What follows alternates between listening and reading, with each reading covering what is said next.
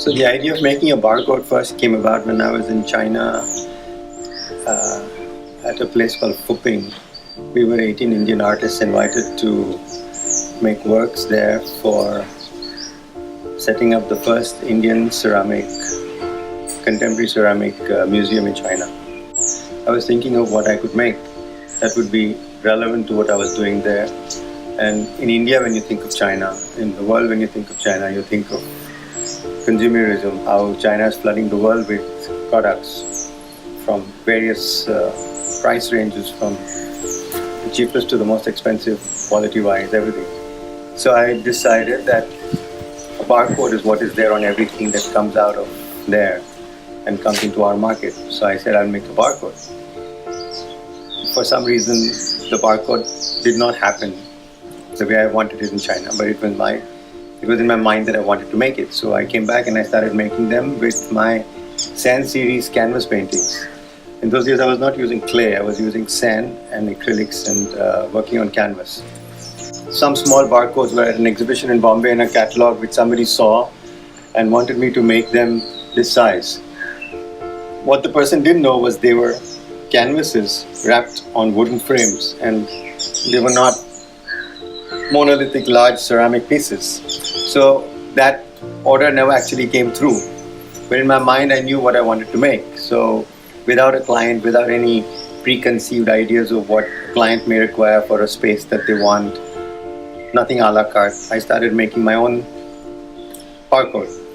I was painting on 5-meter long canvases and cutting them into two and rolling them, wrapping them around wooden frames and making objects this size, 20 feet long.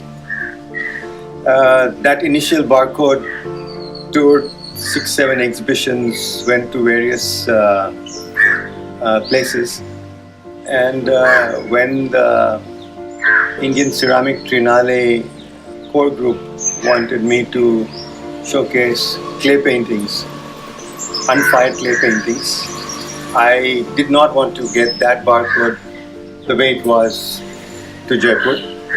I said I have to get a little bit of what Jaipur is about, what Rajasthan is about.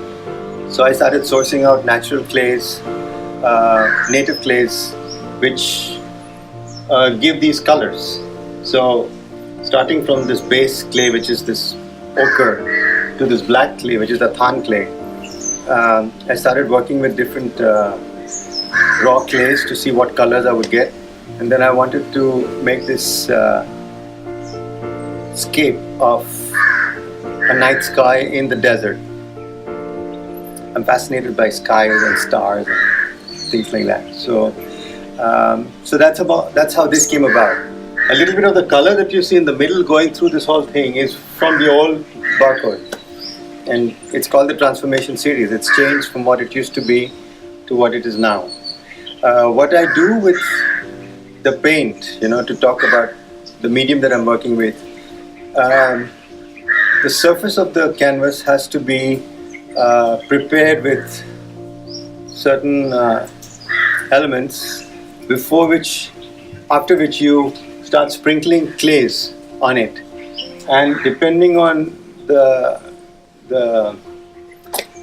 sieve and the fineness of the clay, it starts cracking up and does its own thing. Again, I am losing control here because I don't know how it's going to work, how this is going to crack this way or this is going to crack this way. I just get a general idea of what is happening here, and I let that happen. And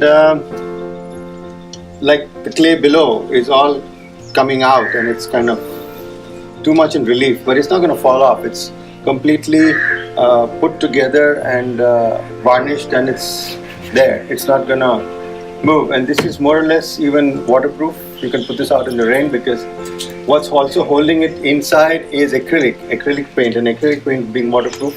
This is an outdoor piece.